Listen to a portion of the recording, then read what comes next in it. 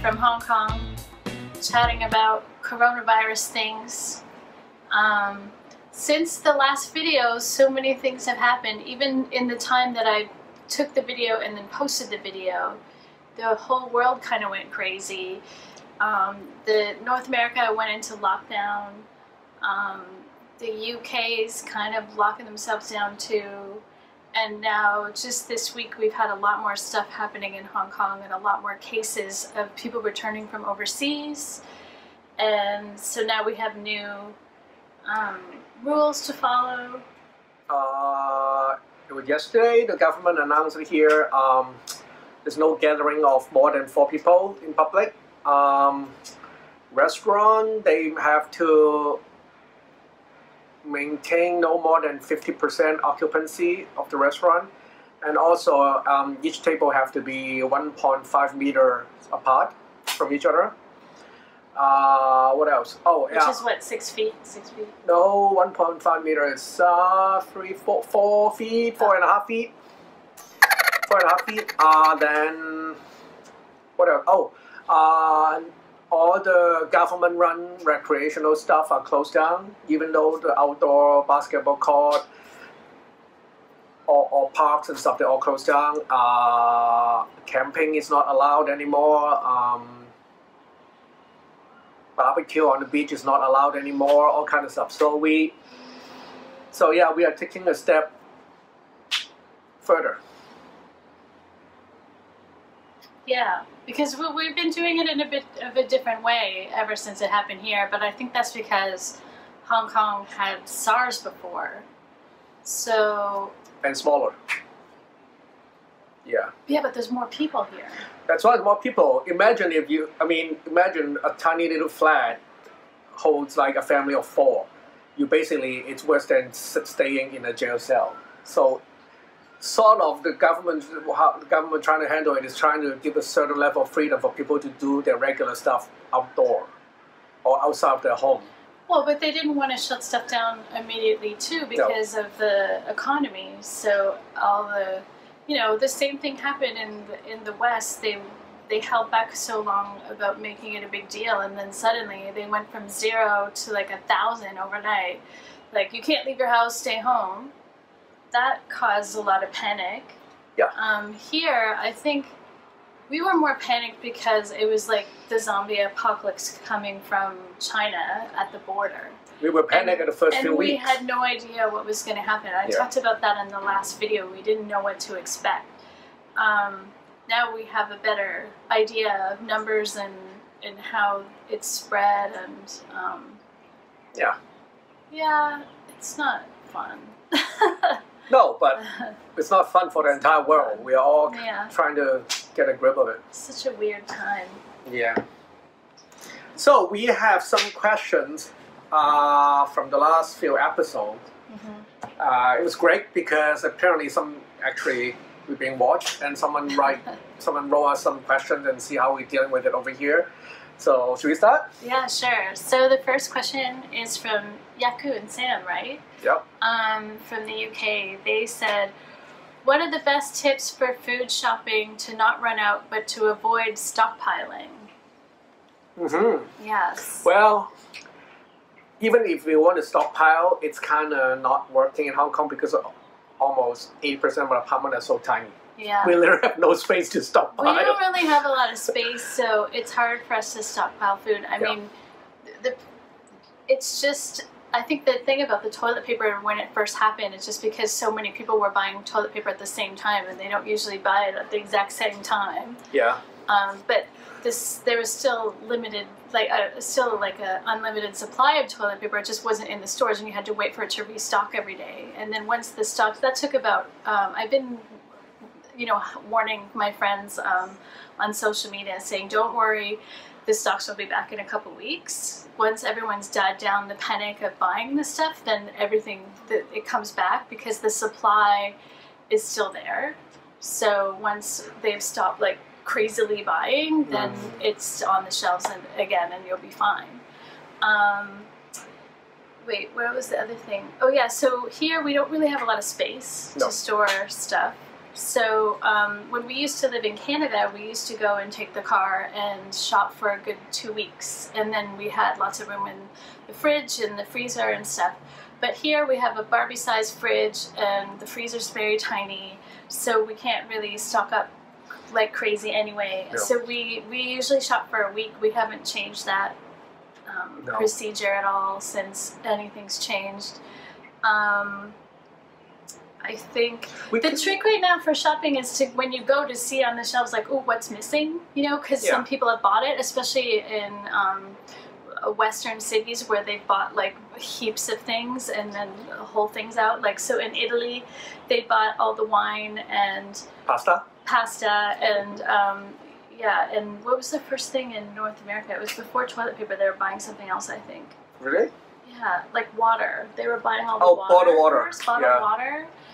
So the trick is going to be that what's there. So maybe you can't make your usual food that that you have to find something else and make it. So I think it's more like you know, in the normal days you kind of use it to the last, when you're on the second last row of toilet paper, then you would go out and do grocery shopping for toilet paper.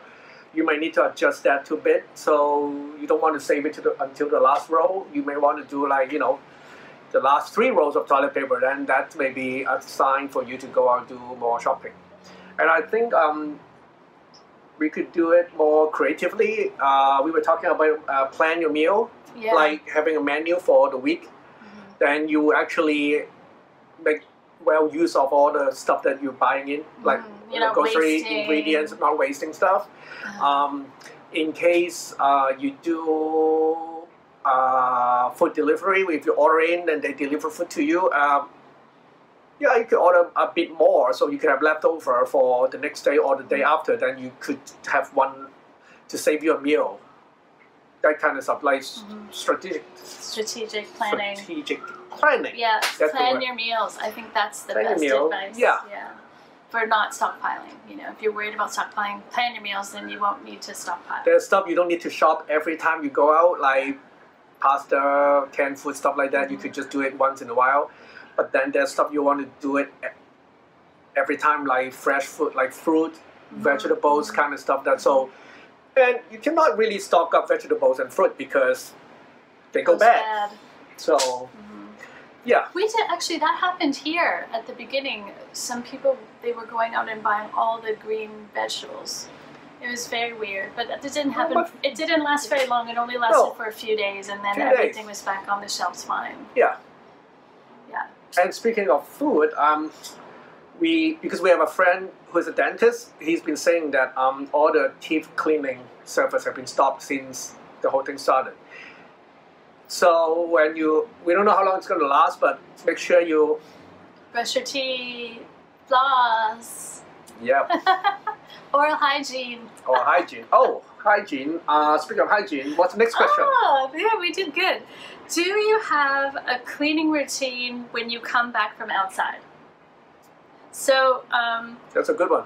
Yeah, that's a good question. We have people, like families down the hallway, they basically leave all the shoes outside of the door, which they usually don't do that. So now you could tell everyone leaving their shoes outside of the door. We don't do that because there are only 2 of us living in the house, and we just come in, but we leave all the shoes on the spot. Yeah. Near the door. Near the door. We try not to walk around the house with the shoes on now. And then we just clean the floor a bit more frequently. Yeah. So we come back in and then take our shoes off and wash our hands, remove mask, put it in a safe place for the next use. And then if we have the dogs, we always come in and then wipe their feet.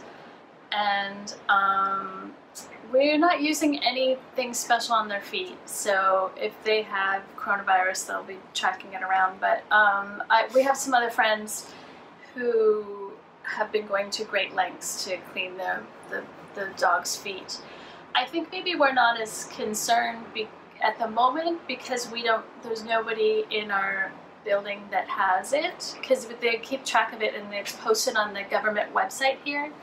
So if that happened and we had a case in our building, I think we might step it up a notch. Yeah, and be a little more, you know, concerned. Yes. Also, I found, I can't remember how I found it. I found something about cleaning your groceries when you come in as well. Like that's something to be concerned about, and treating your groceries like they're contaminated and then cleaning them in a certain way or removing the packaging. I posted a video about that on Facebook. I will find it again and post it under here in case you want to take a look if you want to get super anal about it, because it depends where you live. It depends where you live. It depends on the outbreak in your community, how you want to handle coming in and out of your house and dealing with that in terms of like a contaminant situation. Absolutely. Yeah. So the third question we have is, what's the first thing that you'll both do individually and together when life returns to normal? That's a fun question. That's a question we can all ask ourselves. What do you right want now. to do? So I think what I want to do is that I want to end up, like I want to meet up with people again, like meet up with more people and get a mani-pedi and go to a restaurant we haven't been to in a long time. Because we've just been, I mean, while our restaurants are still open, I know a lot of restaurants have closed down. For now, they're open, and we've been going just in our neighborhood or like little tiny excursions. There's no going on public transportation to go far away to get somewhere or anything. I would, when it's over, I want to host a tram party. Rent a tram. Idea. They have party tram, so if you're interested, you could actually look it up online. In Hong Kong tram, they do party on a party tram, and then we could all invite all our friends we haven't seen for so long. Just have fun. The trams, the party tram, some of them have like an open top, so it's super fun. It just goes around the city, and you can see everything, and yeah, that would be cool. The only thing is, I worry that there isn't really going to be a time. There isn't going to be a time when they say, yes, it's safe, go outside, do your normal stuff. I don't think it's going to go like that. I think it's going to be very gradual. Yeah. I think I don't think we're going to be able to do our regular life for quite a long time. Yeah, like I was thinking that, like when do we think, or when do we all think it's a safe time to go back to normal? Like, are we okay with if the numbers stay steady, or are we okay if the numbers start going down, or are we actually not okay until the number back to zero? Yeah. We don't know. So. And even if the numbers are at zero in your city or country, what about the next country? I mean. Because right now it's exploding in India, South Africa, and then we just had the problem where people came back to Hong Kong from overseas and brought it back to us. So it originated over here and then got sent out, but now it's coming back. So that's going to happen where you are too. We have to worry about that. So I don't see this going away anytime soon. I'm just waiting for the vaccine to show up. Yes.